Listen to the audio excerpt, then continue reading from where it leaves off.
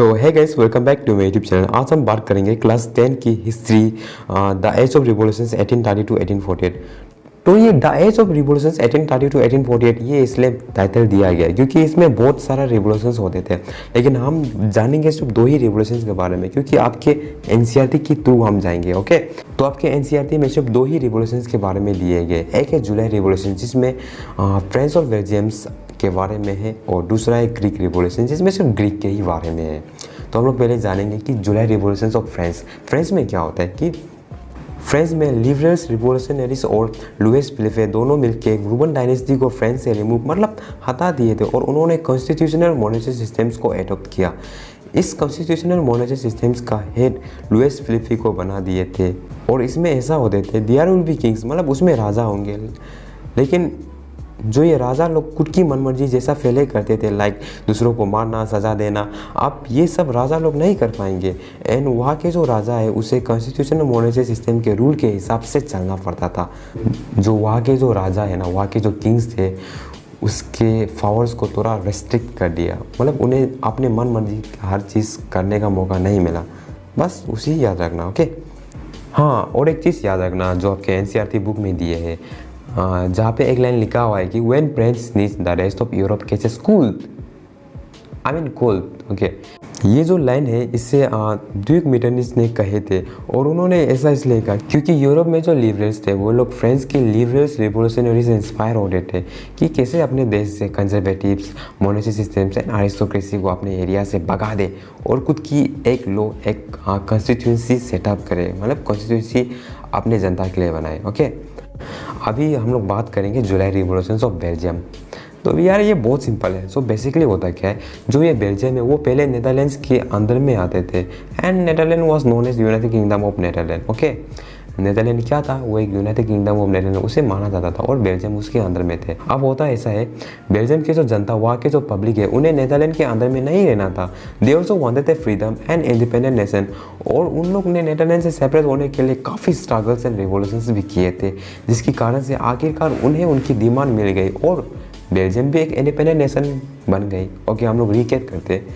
Basically होता है क्या, जो बेल्जियम होता है वो जो नेदरलैंड के अंदर में होते थे, एंड जो नेदरलैंड है वो क्या से जाना जाते थे, the United Kingdom of Netherland. Okay, जो बेल्जियम की जो वासी है, वहाँ के जो पब्लिक है, वहाँ की जो जनता है, वो लोग रिवोल्यूशंस करते थे, कंटिन्यू रिवोल्यूशंस करते थे, जिसके कारण से उन्हें भी एक आज़ादी नेशंस मिल गए। और ये कौन सा डेट को हुआ था, कब हुआ था, ये सब आपके एनसीईआरटी बुक में मेंशन नहीं है, तो उसे पढ़ने का जरूरत नहीं है। एक्स्ट्रा पढ़ना है तो पढ़ो, ना पढ़ना है तो ना पढ़ो, but I am going to follow the CBSE book. Okay, तो हम लोग सीधा आते हैं ग्रीक रिवोल्यूशंस में। ग्रीक रिवोल्यूशंस काफ़ी बहुत ही सिंपल है यार। 15वीं सेंचुरी से ग्रीक एक ऑटोमन एम्पायर का हिस्सा हुआ करते थे।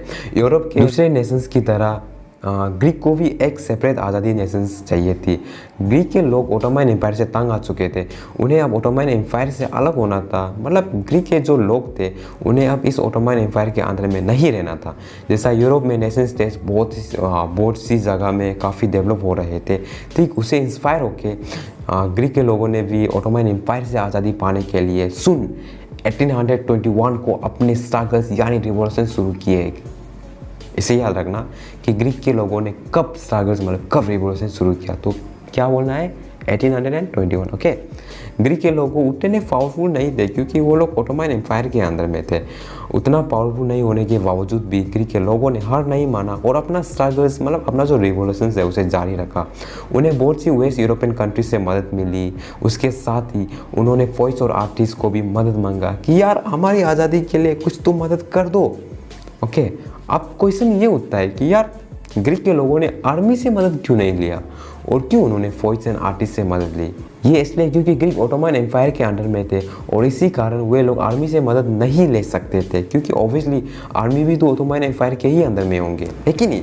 और उन्होंने आर्टिस्ट और पोइट्स की मदद इसलिए लिया क्योंकि जो ये आर्टिस्ट थे वो लोग इतने अच्छा पेंटिंग्स, इतने अच्छा आर्ट्स, इतने अच्छा ड्राइंग्स बनाते थे, जिसे देखकर ग्रीक में जो रहने वाले पब्लिक थे, वहाँ के जो जनता थे, उनके मन में एक नेशनलिज्म की फीलिंग्स जग जाते थे।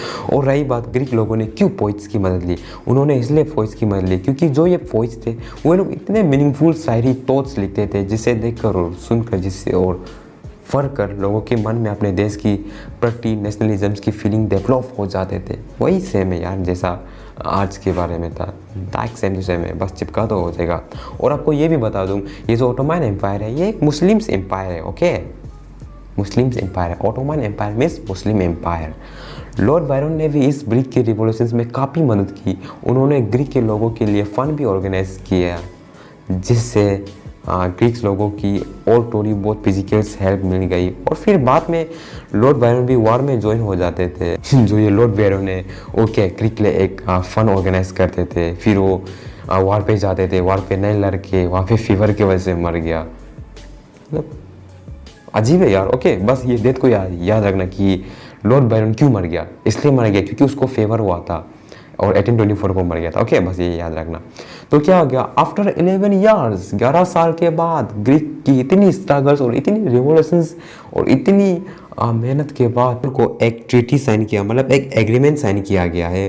और उस एग्रीमेंट का नाम है ट्रीटी ऑफ कॉन्स्टेंटिनोपल, और जिसमें ग्रीक को डिक्लेयर कर दिया कि अभी से आप एक इंडिपेंडेंट एक फ्रीडम नेशन हो, बस वही है। और तब से ग्रीक ऑटोमन एम्पायर से अपना नाता तोड़ दिया। तो गाइस बस आज के लिए इतना ही। अगर आपको वीडियो अच्छी लगे तो सब्सक्राइब कर दो यार। गाइस जो लाल वाला सब्सक्राइब वाला वर्ड है ना उसको जल्दी से ब्लैक कर दो। And follow me on Instagram, मेरा इंस्टाग्राम आईडी आपको स्क्रीन पे पॉपअप हो रहा होगा। एंड हम मिलते हैं अगली वीडियोस में, तब तक के लिए जय हिंद।